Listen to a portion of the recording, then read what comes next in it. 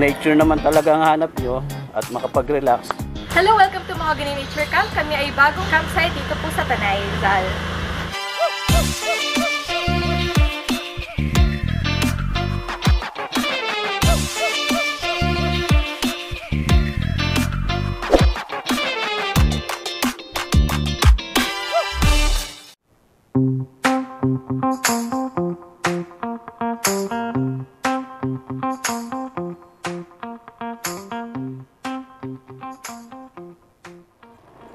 Mahogany Nature Camp Tanay, this way.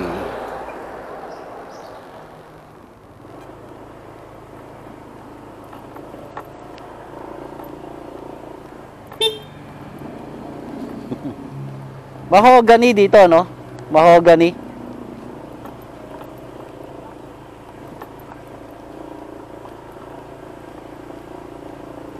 Rough road pala ang daan dito. Ah, okay. Malapit lang pala siya sa Bukana.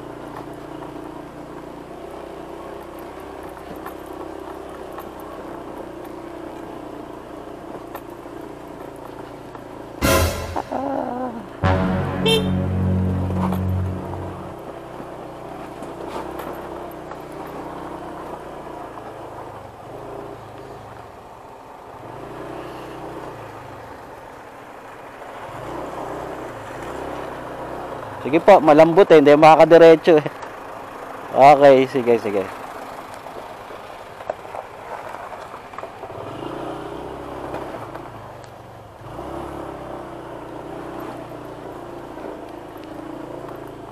Yung alanganin yung kalsada, mga biyeros.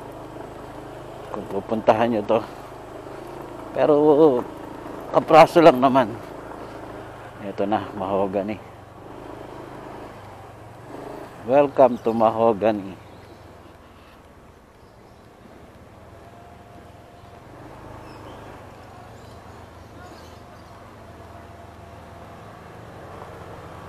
Sa kabila.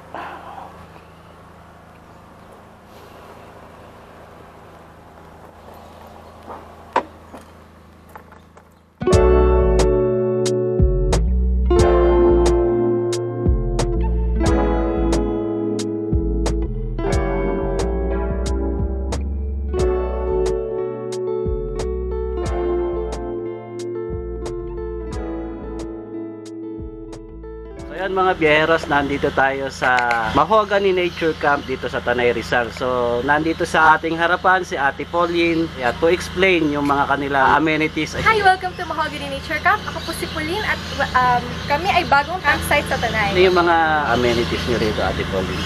Meron kaming pools for your kids and for your friends po. Meron din po kaming billiards, darts, soccer, table tennis, badminton, meron din po kaming basketball at iba pa po.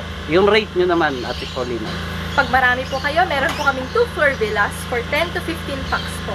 Meron na po yung exclusive po, sariling CR, sariling kitchen, sariling ref, at meron na din po kayong videoke. Meron din po kami is 1-floor villa naman po for 4 to 6 packs din po. Same lang po with our 2-floor villas. Now, kapag couple po kayo, kapag kasama niyo po yung jowa niyo or yung asawa niyo po, meron po kaming a house. Ayun po yung triangular na aming house na kaya for 2-3 packs. Overnight na yun, Ate Pauline. Overnight na po yun. 2-5 for overnight. Meron po kaming pavilion, 3K for 5 hours na po yun. Pwede po yung i-book yun exclusive for your family po. Pwede po kayo mag-celebrate, pwede po kayo mag-salo-salo lang po. Okay. Meron din kayong view deck dito, di ba, Ate Pauline? Yes po, meron din po kaming view deck from the front at sa likod din po. Oo. During early times in the morning po, pwede nyo po makita yung sea of clouds sa aming view deck. Sa mga visitors o mga guests nyo naman na mayroong nakalimutan, meron ba kayong mga tinda rito, mga basic necessity? Yes po, meron po. Meron po kaming tindahan, sari-sari store. Meron na po kaming snacks, drinks. May canned ulam na po kami pag gusto nyo po magluto. Meron din po kaming mga toothbrush, toothpaste, shampoo, conditioner, lahat na po ng kailangan nyo for a wonderful stay. If you want to save naman po, meron naman po kaming tent platforms. Pwede po kayo magdala ng sarili nyo. Pwede rin po kayo mag-rent from us. Meron ba kayong Facebook page, Ate Pauline? Yes po, yung at Mahogany Nature Camp Facebook. Okay, thank you, Ate Pauline. Ang negative lang dito, mga biyeheros, kung globe kayo, Sorry na lang, walang signal dito ang Globe, ang Smart meron. Pero meron naman daw silang available na Wi-Fi sa Villas. 200 ang rate niya for the whole rental period. Anyway, kung nature naman talaga ang hanap nyo at makapag-relax at mag-stay away sa social media, okay lang. Puntahan natin yung Hanging Bridge, mga biyeros.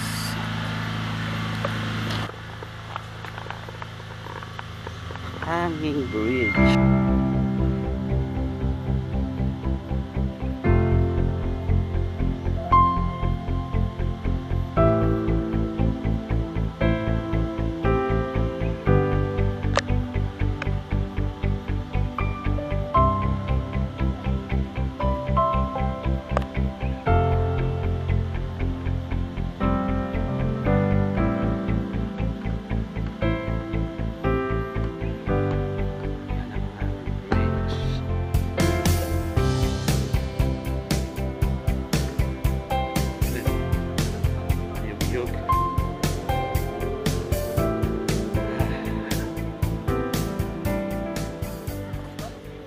So meron din silang mga swing.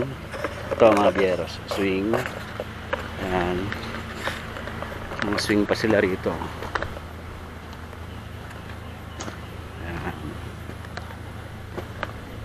Balik tayo sa taas. Mamaya yung mga bilya naman ay ikutan natin.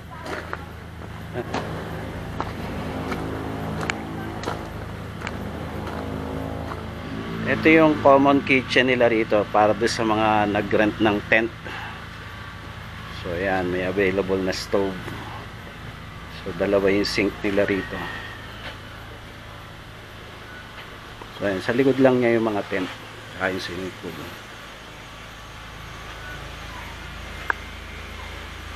4 feet daw yung swimming pool dyan.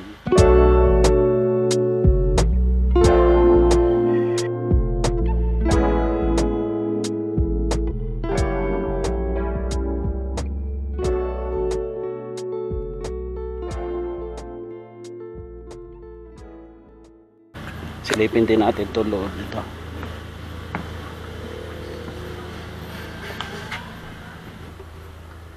Ayan. So yun, iikutin pa natin yung ibang area nitong Mahogany Nature Camp.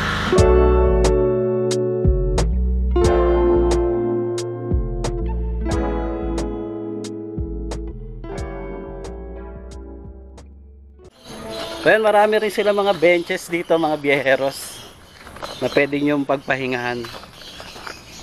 So ayan o. Ang day tour daw dito, weekdays lang. Hindi sila nag-accommodate ng day tours during Saturdays and Sundays. So ayan, marami rin silang kubo rito.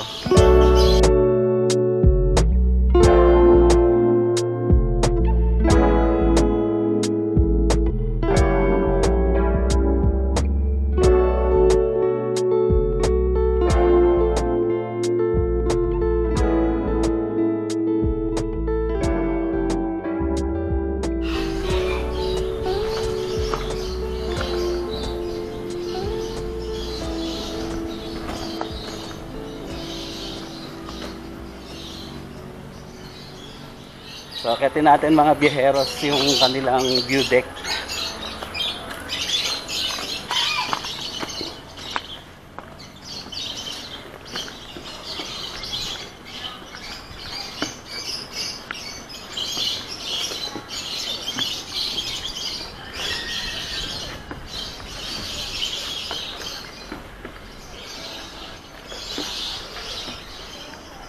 Wow, ganda ng view rito mga biyeros. Grabe.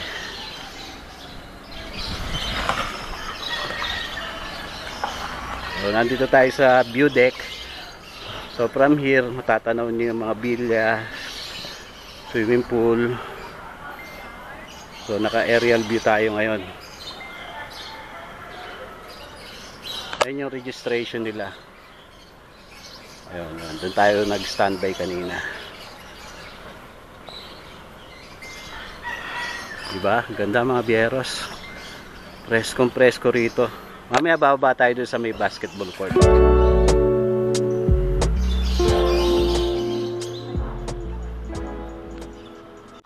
Sakto-sakto tong place na to para doon sa inyong pamilya. Kung naghahanap kayo ng getaway place para mag-relax. Napaka lamig ng simoy ng hangin dito. Preskong presko, mga byeros. So yan, baba tayo sa may basketball court. To. Baba muna tayo.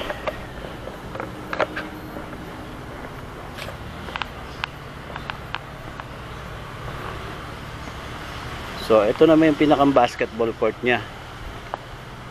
Diba kanina pinakita ko sa inyo yung hanging bridge. So sa kabilang side naman yan, andito itong basketball court. Ayan, half court lang naman siya. So yun, nandun yung hanging bridge, yung dinaanan natin kanina. So bali umikot lang tayo sa kabila. Ayan. So pupuntahan naman natin yung view deck sa bandang rear side nung kanilang campsite.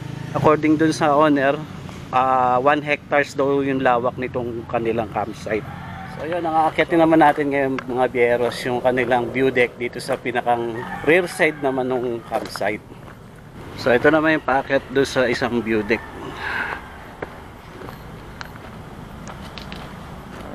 Wow, mas maganda yung view dito compared doon sa isang view deck.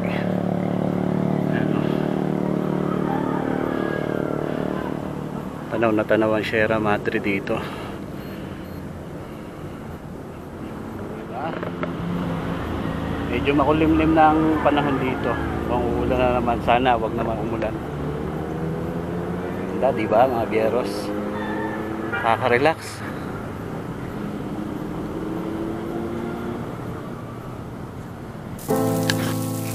I dare you to fix me.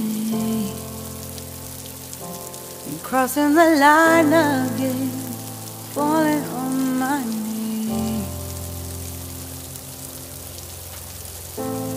No stranger to pain, it's never ending, it's only